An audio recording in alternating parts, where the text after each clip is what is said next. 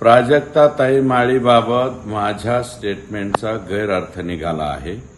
मला त्यांचा अपमान करायचा नव्हता किंवा त्यांच्या चारित्र्याबाबतीत तर बोलण्याचा विषयच नव्हता. मी प्राजक्ताताईसहित सर्व स्त्रियांबाबत आदर बाळगतो.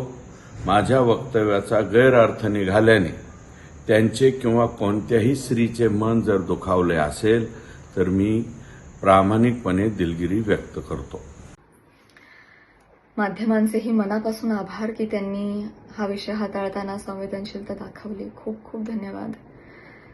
गेल्या 2 दिवसांपासून आणखी 2 मुद्दे फार चर्चिले गेले. मी त्याबद्दलही या निमित्तानं बोलू इच्छिते. मी पत्रकार परिषदेतही म्हटलं होतं की धस साहेब बोलले त्यामुळे आज मला पत्रकार परिषद घ्यावी लागली. ते नसते बोलले तर आज मी तुमच्यासमोर नसते. त्यामुळे कुठलेही आंदोलन, कुठलाही मोर्चा, कुठलीही मोहीम त्याला डिस्ट्रॅक्ट करण्याचा माझा हेतू नव्हता.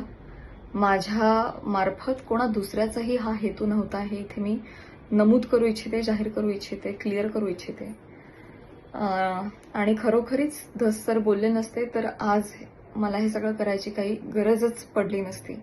त्यामुळे कोणीही त्यातून कुठलाही गैरअर्थ काढू नये. तुम्हा सगळ्यांना माझा नम्रतापूर्वक नमस्कार. सबंध महाराष्ट्राचे मी सर्वप्रथम मनापासून आभार मानते. पत्रकार परिषद घेतल्या क्षणापासून ते आतापर्यंत मी आणि माझ्या कुटुंबियांनी शेकडो phone calls, messages, social media tags receive केले.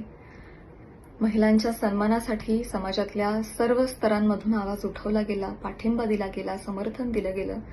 यामुळे आम्हाला फार बळ मिळालं, समाधान वाटलंय. खूप खूप धन्यवाद. त्याचबरोबर माननीय आमदार श्री सुरेश धस यांचे देखील मी मनापासून आभार मानते. अत्यंत मोठ्या मनानं त्यांनी देखील समस्त महिला वर्गाची माफी मागितली, दिलगिरी व्यक्त केली. दादा खूप धन्यवाद. असं करून तुम्ही छत्रपती शिवाजी महाराजांच्या विचारांचे पाईक आहात हे दाखवून दिलं. छत्रपतींची भूमिका महिलांच्या सन्मानासाठी किती कठोर होती हे आपण सगळे जाणतो आणि ही छत्रपतींची भूमी आहे आणि त्यांचे विचार इथे पुढे चालवले जातील हेच तुम्ही या कृतीतून दाखवून दिलंय. धन्यवाद. याचबरोबर मी महाराष्ट्राचे मुख्यमंत्री माननीय श्री देवेंद्रजी फडणवीस यांचे देखील मनापासून आभार मानते. त्यांनी आज जातीनं लक्ष घातलं आणि अत्यंत निगुतीनं, संवेदनशीलतेनं हा विषय पुढे नेला, मार्गी लावला. मनापासून धन्यवाद. त्याचबरोबर महाराष्ट्र महिला आयोग आणि आयोगाच्या अध्यक्षा माननीय रुपालीताई चाकणकर यांचे देखील मनापासून आभार. त्यांनी देखील त्वरित यावर कारवाई केली. देश विदेशातील प्रत्येक घडामोडींचे लाईव्ह अपडेट मिळवण्यासाठी आता साम टीव्हीच्या सर्व सोशल मीडिया प्लॅटफॉर्मला लाईक, फॉलो आणि सबस्क्राईब करा. तसंच सर्व नोटिफिकेशनसाठी बेल आयकॉन प्रेस करायला विसरू नका.